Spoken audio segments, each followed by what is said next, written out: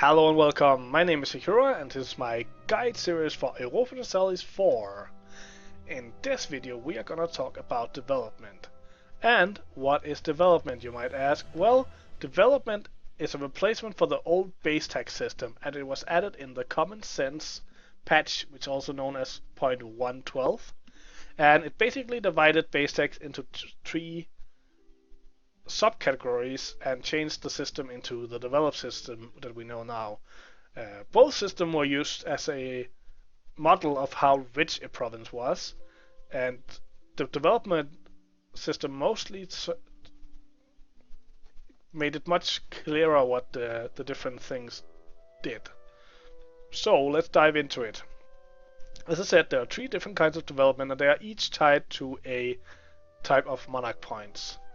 The first one is the base tax, so the old type, which affects the base income of the province from tax as well as the local recruitment time, and that is tied up to administrative points. Then we have production.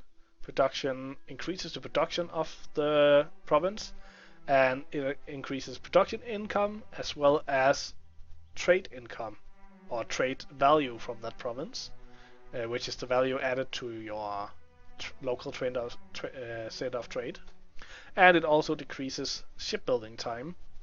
And finally we have the manpower, which is the military version, and it increases your manpower as well as increased garrison growth if you have a fortress in the region. All of these three together constitute your development, and development increases the trade power, decreases the missionary strength, increases land force limit, naval force limit if it's a sea province, increases sailors if it's a sea province, it increases supply limit for that province, and it also affects how many buildings you can build. So it affects a lot of things, and furthermore it also affects the war score of the province and the cost of coring it, and the total development cost of a country affects what it costs to diplo annex a country. So for example, if you have a vassal, you have to pay 10 times the amount of development they have in diplo points to annex them.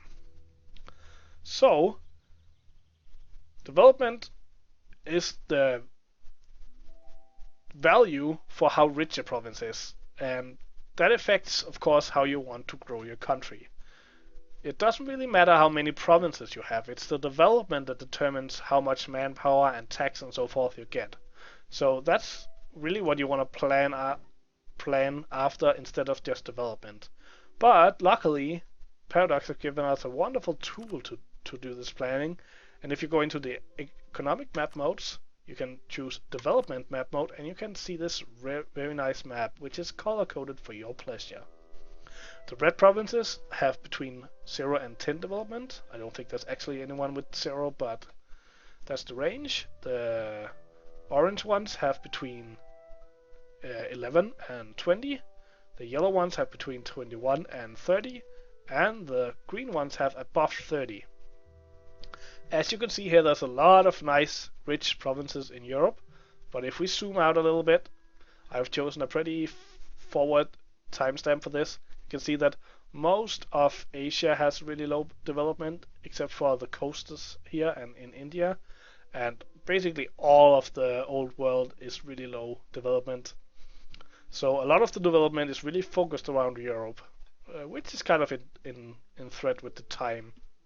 But it also means that if you want to have a powerful country, you want to expand either a lot in these areas, or you'll be able to take a few provinces in this area and you'll still be as powerful as another country with a lot more provinces. You can of course increase your power without conquering. You can improve the development yourself in your provinces, and you do this by paying monarch points, and the amount of monarch points you pay is based off of a lot of different things. First off, it is affected by terrain. In grasslands there's no modifier. If you go to Paris, which is farmlands, you can see there's a 5% bonus to the cost. but in mountains and other types of terrain there's a extra cost. I'm not gonna list them all because there's a lot of different terrains that affect this, but check it out when you want to plan where to develop. Also, it's affected by climate. So for example, if you go down here in Africa, you can see you can find one with arid climate. Arid climate affects it by 15%. If we go over here to Brazil, there'll be a bunch of tropical, and tropical also affects it by 15%. And finally, Arctic, which we can find up here in Greenland, also affected by 50%. And then, of course, on top of that, there is a whole range of ideas that affect it. Most of them is based off of different countries. I'm not going to list all of those either because there's a bunch of different countries that do it.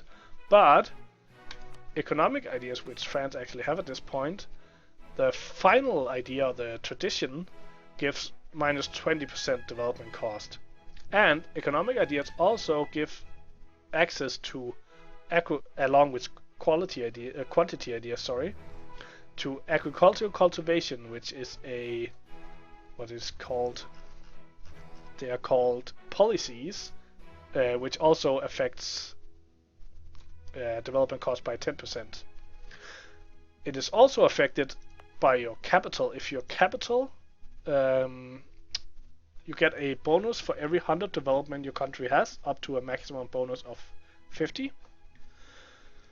When you increase your administrative technology, you get bonuses at level 17, 23, and 27. Then if it's a free city inside the Holy Roman Empire, it's cheaper. If you build a university, it's cheaper. If you are trading in tropical woods, it's cheaper. And if you have a center of trade, it's cheaper.